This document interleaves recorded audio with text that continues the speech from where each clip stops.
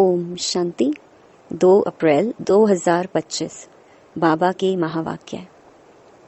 मीठे बच्चे, इस पुरानी पतित दुनिया से तुम्हारा बेहद का वैराग्य चाहिए, क्योंकि तुम्हें पावन बनना है। तुम्हारी चढ़ती कला से सबका भला होता है। प्रश्न, कहा जाता है आत्मा अपना ही शत्रु, अपना ही मित्र है। सच्ची मित्रता क्या है? उत्तर, एक बाप की श्रीमत पर सदा चलते रहना, यही सच्ची मित्रता है। सच्ची मित्रता है एक बाप को याद कर पावन बनना और बाप से पूरा वर्षा लेना। यह मित्रता करने की युक्ति बाप ही बतलाते हैं। संगम युग पर ही आत्मा अपना मित्र बनती है। गीत, तूने रात गवाई सोए के, दिवस गवाया खाई के। ओम शांति। यूं तो यह गीत हैं भक्ति मार्ग के। सारी दुनिया में जो गीत गाते हैं, वह शास्त्र पढ़ते हैं, तीर्थों पर जाते हैं, वह सब हैं भक्ति मार्ग। ज्ञान मार्ग किसको कहा जाता है, भक्ति मार्ग किसको कहा जाता है, यह तुम बच्चे ही समझते हो। वेद, शास्त्र, उपनिषद आदि यह सब हैं भक्ति के। आधा कल्प भक्ति चलती है और आधा कल्प फिर ज्ञान की प्रालब्ध चलती है। भक्ति करते करते उतरना ही है। 84 पुनर्जन्म लेते नीचे उतरते हैं, फिर एक जन्म में तुम्हारी चढ़ती कला होती है। इसको कहा जाता है ज्ञान मार्ग। ज्ञान के लिए गाया हुआ है 1 सेकंड में जीवन मुक्ति। रावण राज्य जो द्वापर से चला आता है, वह खत्म हो फिर राम राज्य स्थापन होता है। ड्रामा में जब तुम्हारे 84 जन्म पूरे होते हैं, तब चढ़ती कला से सबका भला होता है। यह अक्षर कहाँ न कहाँ किसी शास्त्रों में है। चढ़ती कला सर्व का भला। सर्व की सद्गति करने वाला तो एक ही बाप है ना। सन्यासी उदासी तो अनेक प्रकार के हैं, बहुत मतांतर हैं। जैसे शास्त्रों में लिखा है कल्प की आयु लाखों वर्ष, अब शंकराचार्य की मत निकली 10,000 वर्ष। कितना फर्क हो जाता है। कोई फिर कहेगा इतने हजार। कलयुग में है अनेक मनुष्य, अनेक मतें, अनेक धर्म। सतयुग में होती ही है एक मत। यह बाप बैठ तुम बच्चों को सृष्टि के आदि मध्य अंत का नॉलेज सुनाते हैं। इस सुनाने में भी कितना समय लगता है। सुनाते ही रहते हैं। ऐसे नहीं कह सकते पहले क्यों नहीं ये सब सुनाया। स्कूल में पढ़ाई नंबर वार होती है। छोटे बच्चों को ऑर्गन्स छोटे होते हैं तो उनको थोड़ा सिखलाते हैं। फिर जैसे जैसे ऑर्गन्स बड़े होते जाएंगे, बुद्धि का ताला खुलता जाएगा। पढ़ाई धारण करते जाएंगे, छोटे बच्चों की बुद्धि में कुछ धारणा हो ना सके। बड़ा होता है तो फिर बैरिस्टर, जज आदि बनते हैं।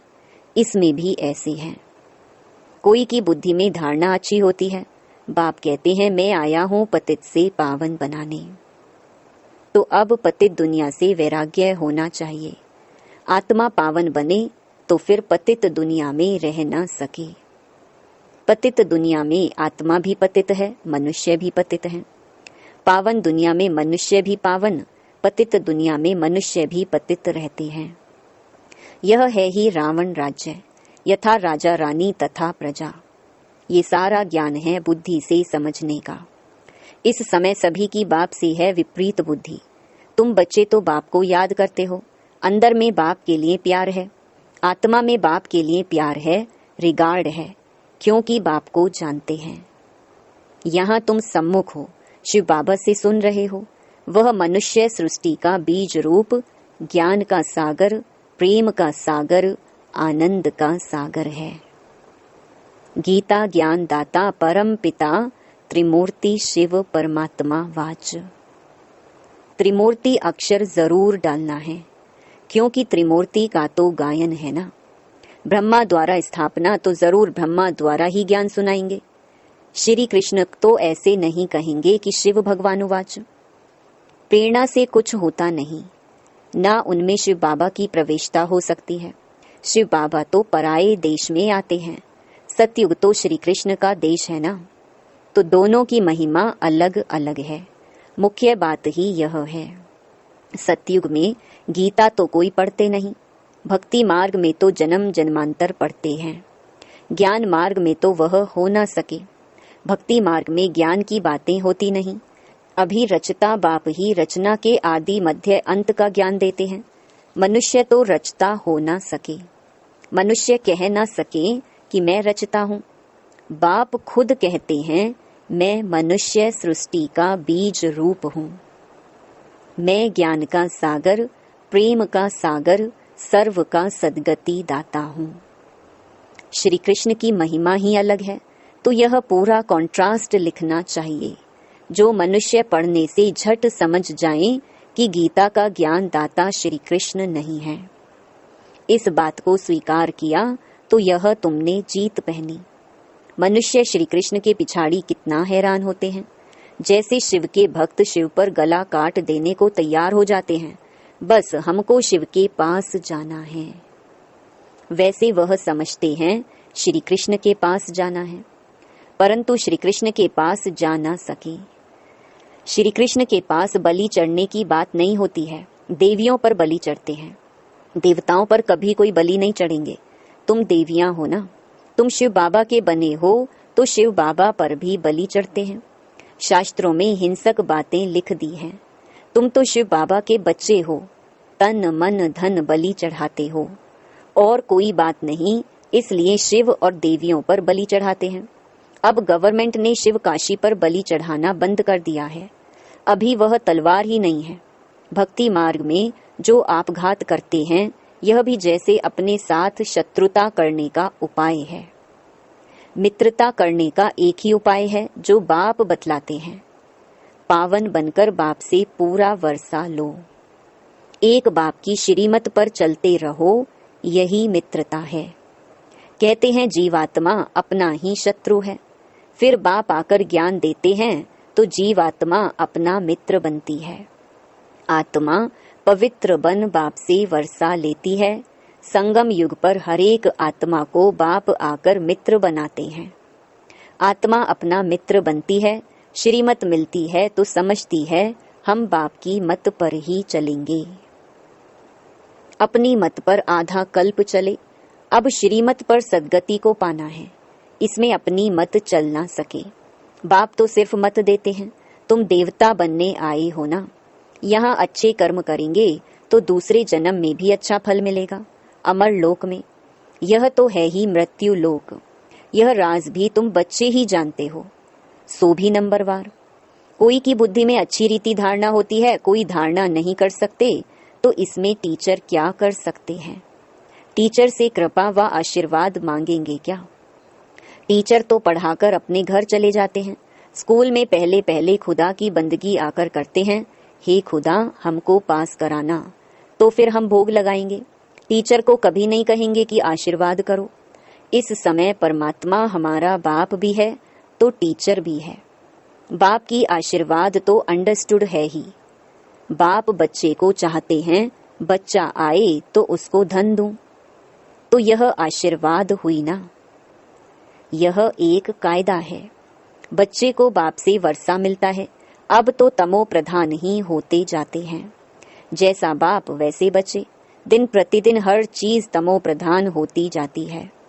तत्व भी तमो प्रधान ही होते जाते हैं। यह है ही दुख धाम। 40,000 वर्ष अभी और आयु हो तो क्या हाल हो जाएगा। मनुष्यों की बुद्धि बिल्कुल ही तमो प्रधान हो गई है। अभी तुम बच्चों की बुद्धि में बाप के साथ योग रखने से रोशनी आ गई है। बाप कहते हैं जितना याद में रहेंगे उतना लाइट बढ़ती जाएगी। याद से आत्मा पवित्र बनती है, लाइट बढ़ती जाती है। याद ही नहीं करेंगे तो लाइट मिलेगी नहीं। याद से लाइट वृद्धि को पाएगी। याद नहीं किया और कोई विकर्म कर लिया तो लाइट कम हो जाएगी। तुम पुरुषार्थ करते हो सतो प्रधान बनने का, ये बड़ी समझने की बातें हैं। याद से ही तुम्हारी आत्मा पवित्र होती जाएगी। तुम लिख भी सकते हो, यह रचयिता और रचना का ज्ञान श्री कृष्ण दे नहीं सकते। वह तो है प्रारब्ध।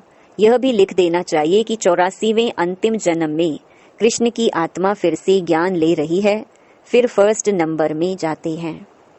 बाप ने यह भी समझाया है, सतयुग में 9 लाख ही होंगे, फिर उनसे वृद्धि भी होगी ना, दास दासियां भी बहुत ही होंगे ना। जो पूरे 84 जन्म लेते हैं, 84 जन्म ही गिने जाते हैं। जो अच्छी रीति इम्तिहान पास करेंगे वह पहले पहले आएंगे। जितना देरी से जाएंगे तो मकान पुराना तो कहेंगे ना। नया मकान बनता है, फिर दिन प्रतिदिन आयु कम होती जाएगी।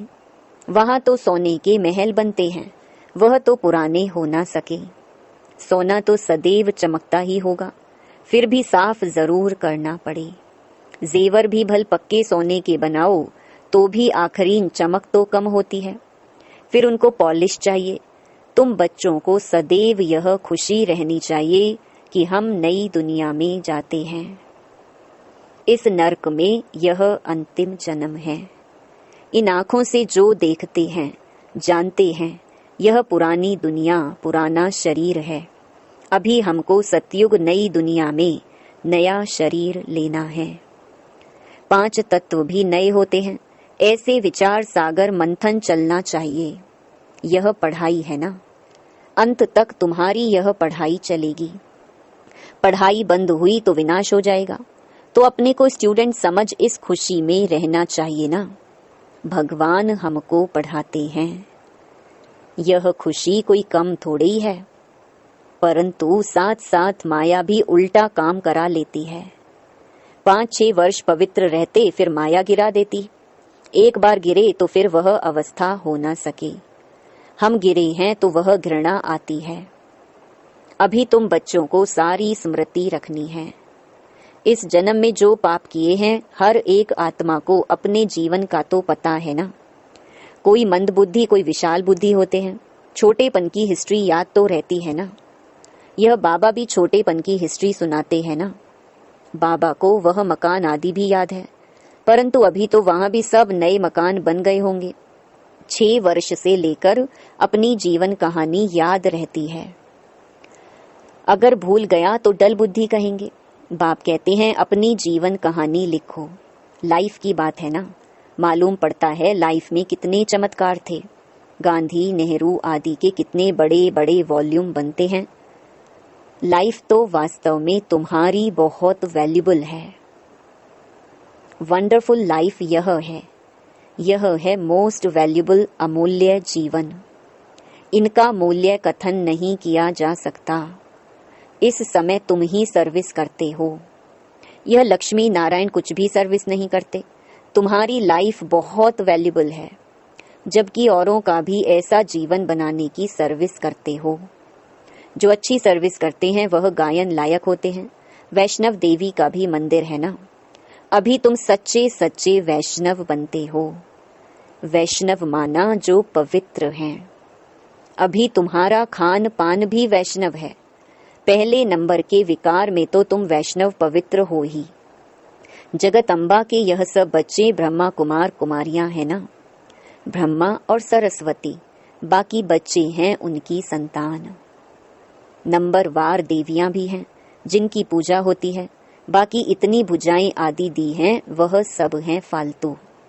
तुम बहुतों को आप समान बनाते हो तो भुजाएं दे दी हैं। ब्रह्मा को भी 100 भुजा वाला, 1000 भुजा वाला दिखाते हैं।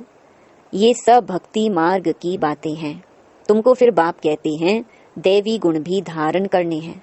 किसको भी दुख ना दो, किसको उल्टा सुल्टा रास्ता बताए सत्यानाश ना करो। एक ही मुख्य बात समझानी चाहिए कि बाप और वर्षे को याद करो। अच्छा, मीठे मीठे सिकिलधे बच्चों प्रति मात पिता बाप दादा का याद प्यार और गुड मॉर्निंग। रूहानी बाप की रूहानी बच्चों को नमस्ते। धारणा के लिए मुख्य सार।